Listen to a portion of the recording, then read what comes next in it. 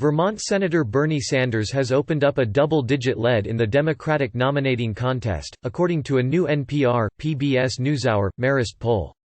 Sanders has 31% support nationally, up 9 points since December, the last time the poll asked about Democratic voters' preferences.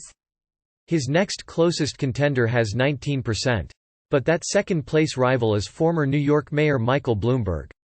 Many Americans have become familiar with Bloomberg lately in this race because of his ubiquitous TV ads. But now get ready to see him on the debate stage for the first time Wednesday. With this poll, Bloomberg has qualified for the Nevada debate, despite not being on the ballot there for Saturday's caucuses. Bloomberg's campaign has said he will participate in the debate if he qualifies.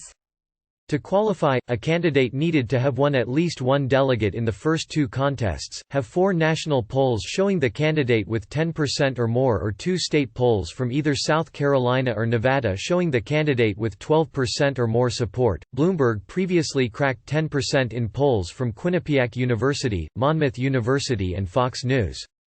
Bloomberg, a multi-billionaire, has spent more than $300 million of his own money on ads, and despite not competing in the first 4 states of the nominating process, he's vaulted now into second place nationally. In recent days, Sanders and Bloomberg have upped attacks against each other. Sanders has taken aim at Bloomberg for the amount of money he has spent in the campaign, accusing him of trying to buy the nomination. He tweeted that Bloomberg will not create the kind of excitement and energy we need to defeat Donald Trump. Bloomberg responded by tweeting a video compilation of attacks leveled against fellow competitors by Sanders supporters online and stressing it's important to unite and that this type of energy is not going to get us there. Third among Democratic voters and Democratic-leaning independents is former Vice President Joe Biden with 15%, down 9 points since December. The debate Wednesday, as well as Biden's performance in Nevada Saturday and South Carolina a week later, are critical to whether the former vice president has a real chance at the nomination after disappointing 4th and 5th place showings in Iowa and New Hampshire, respectively. Don't see the graphic above?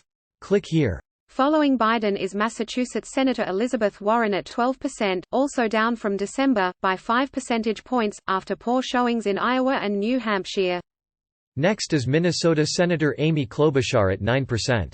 She's up from 4% in December after surprisingly good finishes in the first 2 contests, and she has leapt ahead of Pete Buttigieg in this national survey. The former South Bend, Indiana, mayor is at just 8%, down from 13% in December, not a good sign for the candidate after very solid finishes in the first 2 contests. Buttigieg is the delegate leader, 1 ahead of Sanders. He won the most national delegates out of Iowa and, though he narrowly finished second to Sanders in New Hampshire, they tied with the same number of delegates out of the state. The poll result is especially inauspicious for Buttigieg heading into Super Tuesday, March 3, in what will be essentially a national primary, with 16 contests and more than a third of all delegates up for grabs on that single day. The one thing Biden can continue to hang his hat on is how well he does against President Trump. All of the top 6 Democrats the poll tested beat Trump in a head-to-head matchup, but Biden does best, beating Trump by 6 points and the only candidate to reach 50%. Don't see the graphic above? Click here. Next best is Bloomberg, who beats Trump by 4 points, 48% to 44%, followed by Sanders, 48% to 45%. Buttigieg and Klobuchar do the same against the incumbent president, 47% to 45%. Warren runs about even with Trump, just 1 point ahead, 47% to 46%. In this survey, Sanders has broad support. He leads, as expected, with those under 45, progressives, in cities and among those without college degrees.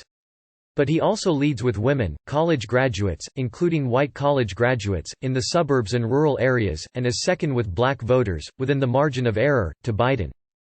Bloomberg leads with moderates and voters over 45, showing the clear split in the party, and where Bloomberg's appeal is and might grow if he does well on Super Tuesday.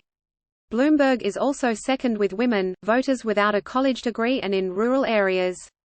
He also is third with black voters, showing that if Biden doesn't do well in South Carolina and drops out before Super Tuesday, Bloomberg might stand to benefit. 2 candidates who have to be worried about their lack of support with black voters, especially as the race is about to take a turn to the south, are Buttigieg and Klobuchar. They each get only 4% and 3%, respectively, with black voters. Klobuchar does better against Trump with black voters, with 80% of African Americans saying they would vote for her over Trump.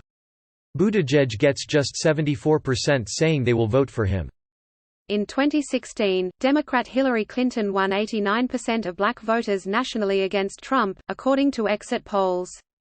The live caller telephone survey of 527 Democrats and Democratic-leaning independents was conducted by the Marist poll at the Marist Institute for Public Opinion. The poll has a margin of error of plus or minus 5.4 percentage points.